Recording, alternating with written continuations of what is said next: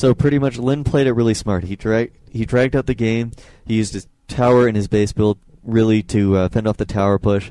He tried to do some base trades here and there, which turned out to be in his favor. So really, when you're in the orc versus human matchup, it's not really based on how well you micro or your unit choices. It's based on how well you decide what you're going to be doing with your time. Now, by that I mean you decide whether, I should run out of my base. I still have a lot of time. I can just run over to his base, and while he's spending all the time trying to focus down one burrow, I'm gonna, focus down a couple towers or some farms, so we won't be able to produce as much, because within Snare you can force them to stop, repairing, so they won't be able to do anything. Oh, my bad. Hold on, pausing. Okay, so it turned out it was Blockbuster having a friendly reminder. Those guys are way too chipper.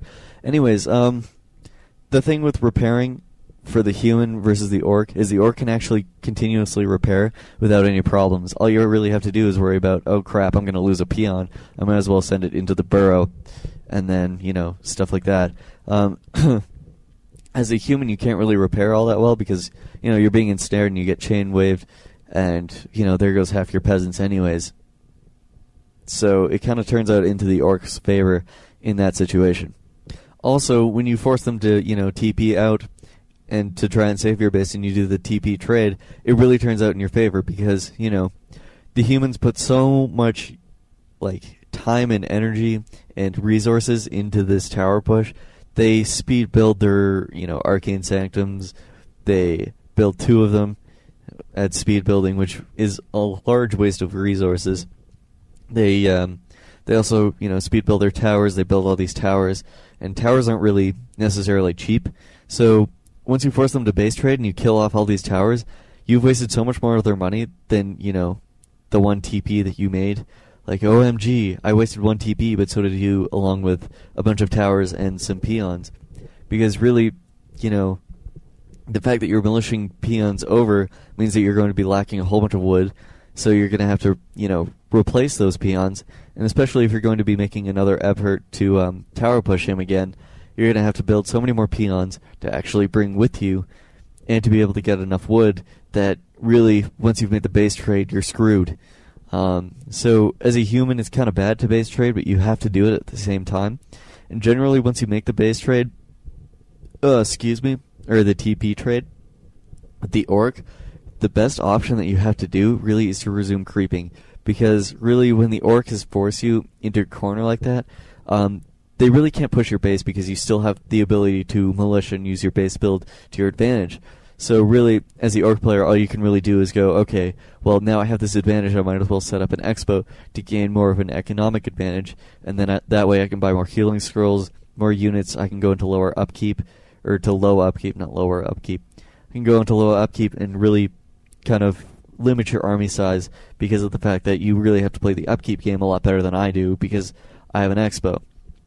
So as a human player, you really have to make sure that you make your decisions properly, and when you do the tower push, you really have to limit how they can get out of their base.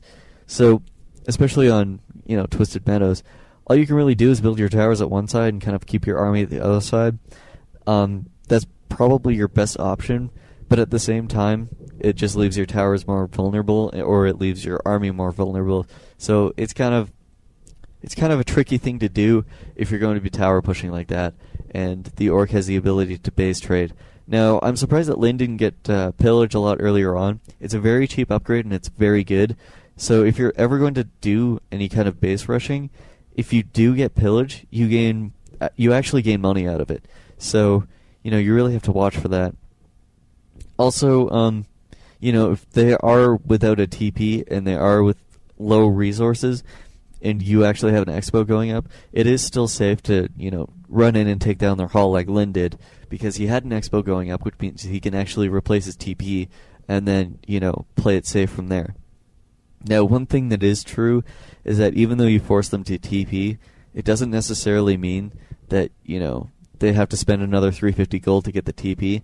I mean, you can always force them to TP, they can come back and GG you. Like, it's not like, if you force them to TP, sure, that's great, but you have to make it pay off in the end. So if you force them to TP and they don't, buy back their TP, you really have to make them pay for it. So in Todd's case, he didn't have a TP when he was off creeping at a farther off location, and well, I guess he didn't have a haul at this point, but he didn't have the ability to come back and save his base, which is always what you want to play the advantage. You want to force them into a corner, and then you can play the advantage off of that, right?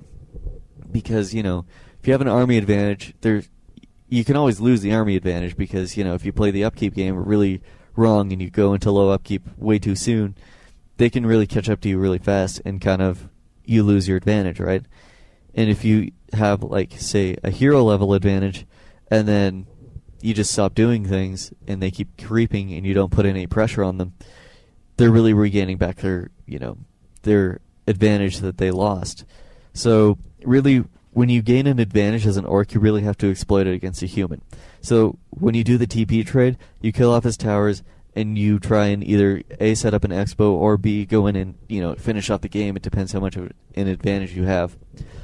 Or if you don't do either of those, you're kind of losing your advantage because the human can be like, oh crap, I have to panic and do all this crap. So they're probably going to end up out-creeping you or something, and their hero levels will really pay off. Also, the one thing you have to be aware of in the orc versus human is they can always retrain and get blizzard.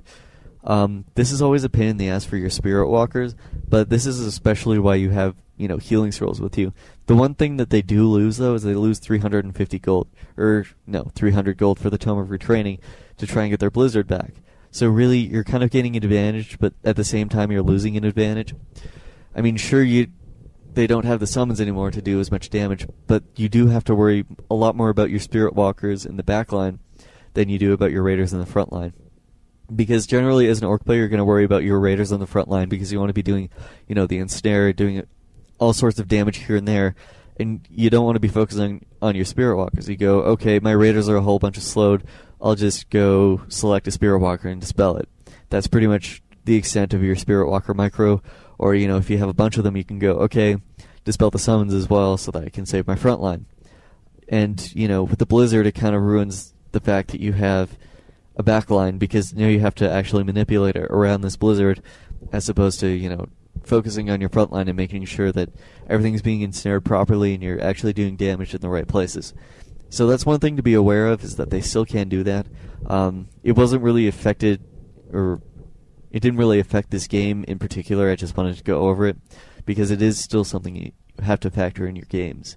So I'm going to end this part of the audio off here. There is going to be a part 3 on Shaman use. It's going to be called Shaman because I can. So thank you for listening, and I hope you learned something valuable. I hope this was an enriching experience, etc., etc. Peace out.